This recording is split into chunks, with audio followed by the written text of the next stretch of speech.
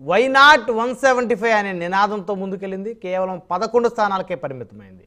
కానీ కూటమి నేతలు మాత్రం, కూటమి పార్టీలు కానీ ఆ నేతలు, కార్యకర్తలు, వారి అధినేతలు ఒకరిని ఒకరు సమన్వయపరుచుకోవటంలో, ఒకరి ఓటు మరొకరికి పూర్తిగా ట్రాన్స్ఫర్ అవ్వటంలో కీలకమైన పాత్ర పోషించారు, ఒకరికి మించి ఒకరు. సో అందుకనే ఘనమైనటువంటి విజయం ఆంధ్రప్రదేశ్లో కూటమి అందుకుంది అనేది అందరి యొక్క అభిప్రాయం. సో అయితే మొత్తానికి పరిపాలన ఎలా ఉంటుందో, మరి పదవుల మధ్య ఈ ఇరు పార్టీలకు సంబంధించి ఈ కూటమిలో మరి పొరపత్యాలు వస్తాయనేటువంటి రకరకాల ఊహాగానాలు. అయితే మొత్తానికి అలాంటిదేమీ లేకుండానే అద్భుతమైనటువంటి పరిపాలన సాగుతుందనేటువంటి అభిప్రాయం.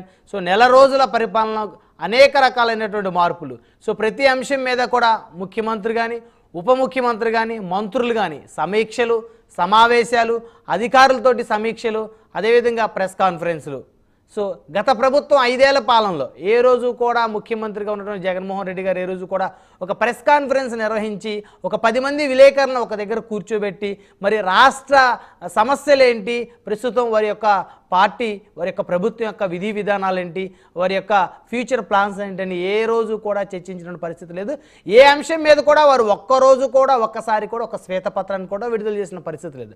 కానీ ఈరోజు మాత్రం కూటమి ప్రభుత్వం దానికి పూర్తి భిన్నంగా ఆల్రెడీ ముఖ్యమంత్రి గారు అనేక అంశాల మీద ఆయన శ్వేతపత్రం విడుదల చేసిన పరిస్థితి ఉంది. సో మొత్తాన్ని చూస్తే ఇటు ఉప ముఖ్యమంత్రిగా పవన్ కళ్యాణ్ సైతం కూడా ప్రతిరోజు అధికారులతో సమీక్షలు, సమావేశాలు నిర్వహిస్తూ తమ శాఖలకి సంబంధించి తమ శాఖల మీద పూర్తిస్థాయి పట్టు పెంచుకుంటూ మరి పరిపాలన చేసే విధంగా ముందుకెళ్తా ఉన్నారు. అదేవిధంగా భారతీయ జనతా పార్టీ సైతం కూడా ఈ కూటమిలో భాగస్వామిగా ఉన్నటువంటి బీజేపీ సైతం మరి వారి విధానాన్ని వారు అనుసరిస్తూ ఉన్నారు. సో మొత్తానికి కనుక చూస్తే ఎక్కడా ఎలాంటి పొరపచ్చాలు లేకుండా కూటమి నేతలు ముందుకు వెళ్తా ఉన్నారు. సంక్షేమంతో పాటు అభివృద్ధి మంత్రాన్ని కూడా జపిస్తూ ఉన్న పరిస్థితి ఉంది. అయితే ఏదైతే అనుభవజ్ఞ ముఖ్యమంత్రిగా చంద్రబాబు నాయుడు గారు ఉన్నారో అనుభవం అనేటువంటి మార్క్ అయితే స్పష్టంగా కనపడుతుందని చెప్పొచ్చు. కేవలం సంక్షేమమే కాదు, అభివృద్ధి కూడా ప్రాధాన్యం ఇవ్వాలి. అభివృద్ధితో కూడినటువంటి సంక్షేమాన్ని రాష్ట్రానికి అందించాలనేటువంటి దిశగా అటు ఢిల్లీలో ఉన్నటువంటి కేంద్ర ప్రభుత్వంతో చర్చలు జరపడం, ఢిల్లీ వెళ్ళి తరచుగా వెళ్ళి ఏం మాట్లాడారు, ఏ విధమైన డిస్కషన్ చేశారు, ఏ విధమైనటువంటి పెట్టుబడులు రాష్ట్రానికి వచ్చేటువంటి అవకాశం ఉందనేటువంటి అవన్నీ కూడా ప్రజలతోటి పంచుకుంటున్నటువంటి ప్రభుత్వంగా అంటే ముద్రపడుతుందని చెప్పుకోవచ్చు. రింగ్ రోడ్లు, బీపీసీఎల్ లాంటి భారీ పరిశ్రమలు రాష్ట్రానికి తీసుకురావడంలో కూటమి ప్రభుత్వం కీలకమైన పాత్ర పోషించిందని చెప్పొచ్చు. సో మొత్తానికి ఈ నెల రోజుల పాలన ఏదైతే 100 అడుగులు వేసిందని చెప్పుకున్నామో ఆ అంశాల గురించి చర్చిద్దాం. ఇదే వాటి హాట్ టాపిక్. ఈ హాట్ టాపిక్లో మనతో పాల్గొనడం కోసం వివేక్ బాబు గారు, జనసేన పార్టీ రాష్ట్ర అధికార ప్రతినిధి మనతోటి జూమ్ కాల్ అందుబాటులో ఉన్నారు. అదేవిధంగా కిరణ్ కలపాల్ గారు, తెలుగుదేశం పార్టీ నాయకులు మనతోటి జూమ్ కాల్ అందుబాటులో ఉన్నారు. అదేవిధంగా త్రిపురనేని చిట్టిబాబు గారు, రాజకీయ విశ్లేషకులు మనతోటి జూమ్ కాల్ అందుబాటులో ఉన్నారు. రైట్, ముందుగా కిరణ్ గారితో మాట్లాడదాం, తెలుగుదేశం పార్టీ నాయకులు. కిరణ్ గారు, గుడ్ మార్నింగ్ అండి. మార్నింగ్ అండి.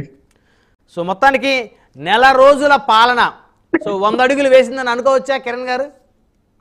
కూటమి సార్ స్టార్ట్ అయింది నెల రోజులే, కానీ అసలుకి పాలన చూస్తే మీకు ఈ 30 రోజుల్లోనే మీకు అంటే కూటమి ఏ విధంగా సక్సెస్ అయిందో, ప్రజలు ఆదరించారో, అదే విధంగా చంద్రబాబు నాయుడు గారు కానివ్వండి, ఉప ముఖ్యమంత్రి పవన్ కళ్యాణ్ గారు కానివ్వండి, వీళ్ళ ముందు గత ప్రభుత్వం 5 ఏళ్ల పాలనలో ఒక్క అభివృద్ధి అనేది రాష్ట్రం నోచుకోకుండా ఈరోజు 30 రోజుల్లోనే ఉరుకులు పెడుతుందండి ప్రభుత్వం. అంటే రాష్ట్రాన్ని అభివృద్ధి దిశగా ఎలా తీసుకెళ్ళాలి. ఫస్ట్ సక్సెస్ ఏంటంటే 4,000 రూపాయలు పేదలకి పెన్షన్ ఇవ్వటంలోనే గత ప్రభుత్వం ఇవ్వలేంది ప్రస్తుత ప్రభుత్వం, కొత్త కూటమి ప్రభుత్వం నెల రోజులని ఇచ్చిన మాటని నిలబెట్టుకుని 3 నెలలు ఏరియర్స్ ప్లస్ కొత్త పెన్షన్ ఏదైతే ఉందో 7,000 రూపాయలు ప్రతి ఇంటికి ఇచ్చారండి. అది ఫస్ట్ సక్సెస్. తర్వాత పెట్టుబడులు, బీపీసీఎల్ 50,000 కోట్లు. ఇలా మనకి గత 30 రోజుల్లో అనేక విజయాలు. అంటే ఒక్కటి కాదు, డిఎస్సి నోటిఫికేషన్ ఎప్పటి నుండో ఇవ్వాలి అనుకున్న జగన్మోహన్ రెడ్డి ఇవ్వకుండా కాలయాపన చేస్తూ ఈ రోజున మొట్టమొదటిగా రాగానే ఫస్ట్ ల్యాండ్ టైటిలింగ్ యాక్ట్ రద్దు చేయటం, డిఎస్సిని ప్రకటించటం, అలానే ప్రతి ఒక్క విషయంలోనూ కూటమి ఇచ్చిన మాట కన్నా చేసే పనులు ఎక్కువైపోయినాయి ఈ రోజున. అది కూటమి ప్రభుత్వ ఘన విజయం. జగన్మోహన్ రెడ్డి గత 5 ఏళ్ల పాలనని ఆడుతూ పాడుతూ దాచుకోవడానికి ఒక్కటి కాదండి, మైనింగ్ లోను అవకతవకలు ప్రతి విషయంలోనూ. ఈ రోజున మైనింగ్ ఆఫీసుల్లో డాక్యుమెంట్లు తగలబెడుతున్నారంటే అర్థం చేసుకోండి వాళ్ళు ఏ విధమైన అవినీతి చేశారో రాష్ట్ర ప్రజలందరికీ కళ్ళకు కట్టినట్టు కనిపిస్తుందండి.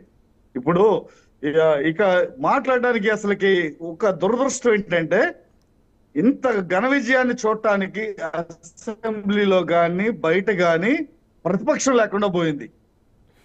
అవును బ్రహ్మనాయుడు గారు, అవును అవును ప్రతిపక్షం లేకుండా పోయింది.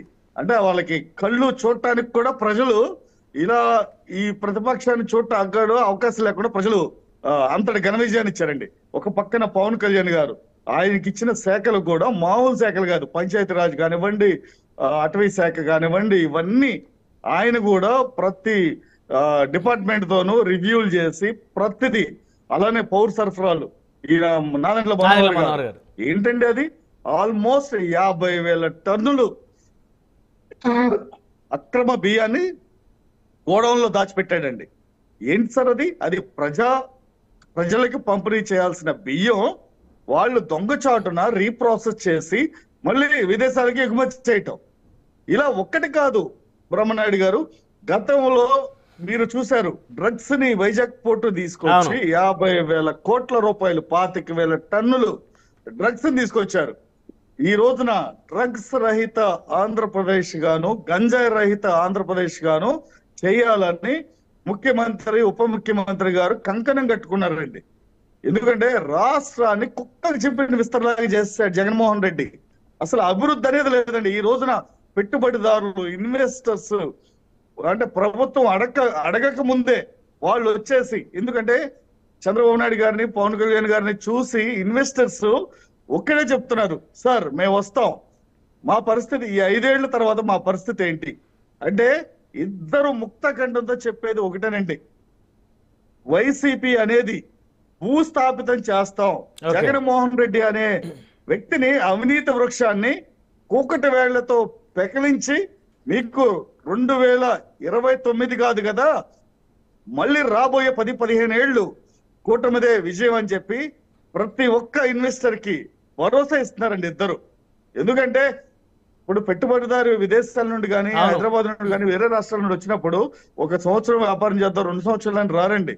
శాశ్వత బిజినెస్ ని పెట్టుబడి పెట్టాలని వస్తాడు రాష్ట్రానికి. వచ్చినప్పుడు ప్రభుత్వాలు మారుగాని వాళ్ళు రాష్ట్రాల చుట్టూ తిరగరండి. పిల్లలను మార్చినట్టు మార్చరు. అలా ఒక నిలకడ ఉన్న ప్రభుత్వం కోసం ఎదురు చూస్తారు. అలా నిలకడ ఉన్న వ్యక్తులు చంద్రబాబు నాయుడు గారు, పవన్ కళ్యాణ్ గారు ఈ రోజున రాష్ట్రంలో ఒక నిజంగా చెప్పాలంటే దేశంలో పెట్టుబడిదారులకి ఒక స్వర్గధామలాగా వీళ్ళ కాంబినేషన్ చూస్తే ప్రతి ఒక్కరూ ఆశ్చర్యపడేలాగా, అంటే మాట్లాడడానికి నోరు లేకుండా ఒక్కొక్కళ్ళు ఏదో విషం చిమ్ముదామన్నా సరే విషం చిమ్మలేక మూసుకుని నవరంధ్రాలు మూసుకుని ఈ రోజున ప్రతిపక్షం కూడా మాట్లాడలేక జగన్మోహన్ రెడ్డి ఈ రోజుకి పేటీఎం బ్యాచ్ ద్వారా ఈ కూటమి ప్రభుత్వం మీద ఎంత బురద చల్లాలో అంత బురద చల్లుతున్నాడండి. అయినా సరే ప్రజలు ప్రతి విషయాన్ని క్షుణ్ణంగా అబ్జర్వ్ చేస్తున్నారు. ప్రతి విషయాన్ని అంటే వాళ్ళు చేసేదాన్ని ప్రతి దాన్ని ఫేక్ వీడియోస్ కానివ్వండి, ఫేక్ ఫ్లయర్స్ కానివ్వండి, ప్రతిదీ చూస్తున్నారు వీళ్ళు. ఎందుకంటే వీళ్ళు గతంలో ఆ ఫేక్ వీడియోలు, ఫేక్ ఫ్లయర్స్ ద్వారానే సగం విజయం సాధించాం అనుకున్నారు. ప్రజలు ఏం చేశారంటే 2024లో 5 సంవత్సరాల నిప్పుని ఒక్కసారే ఒక బ్లోఅవుట్ లాగా బయట తీసుకొచ్చారండి. ప్రజలు ఏ విధమైన తీర్పిచ్చారని చూశారు కదా. జగన్మోహన్ రెడ్డి అనే వ్యక్తిని ఒక్క ప్రతిపక్ష నేత కూడా కాదు కదా, ఒక లీడర్ లాగా కూడా యాక్సెప్ట్ చేయలా. ఎందుకంటే మళ్ళీ జగన్మోహన్ రెడ్డి మొన్న కన్నులొట్టబోయినట్టు, చావు తప్పి కన్నులొట్టబోయినట్టు జస్ట్ అరాకొర మెజారిటీతో, అంటే ఏ రోజు జగన్మోహన్ రెడ్డి డబ్బు పంచినవాడు ఈ రోజు మొన్న ఎలక్షన్ కి ఏదో జనాల డబ్బు తీసుకొచ్చి కొద్ది పంచబట్టి ఆ విధమైన మెజారిటీతో గెలిచాడు. కానీ లేదు అంటే కనుక మొన్న బీటెక్ రవి విజయం సాధించేవాడు అండి అక్కడ. 60,000 మెజార్టీ వచ్చింది జగన్మోహన్ రెడ్డి గారికి. అదేనండి, ఎప్పుడు లక్షల్లో వచ్చే మెజారిటీ 60,000 ఎందుకు వచ్చింది? ఎందుకంటే కాళ్ళ మీద పడి ఓటేయండి అని అడుక్కుని చివరికి అవినాష్కి ఒక ఓటు, జగన్మోహన్ రెడ్డికి ఓటు లేదు. ఇక్కడ కొన్ని చోట్ల డ్రామాలు ఆడారండి. జగన్మోహన్ రెడ్డికి ఓటేయమని పులివెందుల్లో చెప్పి ఎంపీ ఓటు మీ ఇష్టం వచ్చిన వాళ్ళకి వేయమని ప్రజల్ని అలా కన్ఫ్యూజ్ చేసి మరి అలా చేశారు. కొన్ని నియోజకవర్గాల్లోనేమో ఎమ్మెల్యే అభ్యర్థికి ఓటొద్దు అవినాష్ కేయండి అని చెప్పి అలా అవినాష్ గెలుచుకున్నాడు. ఇక్కడేమో జగన్మోహన్ రెడ్డి గెలవడానికి అలాంటి ఏమంటారు లొత్తుకోరు ప్రయత్నాలు చేశారు కాబట్టి ఆ విధంగా ఘన విజయం సాధించారండి. లేదంటే ఆ 11లో ఇంకా 3 సీట్లు తగ్గాయండి. అవును, రైట్. మళ్ళీ వస్తాను కిరణ్ గారు మీ దగ్గరికి. మనతో చిట్టిబాబు గారు ఉన్నారు, రాజకీయ విశ్లేషకులు.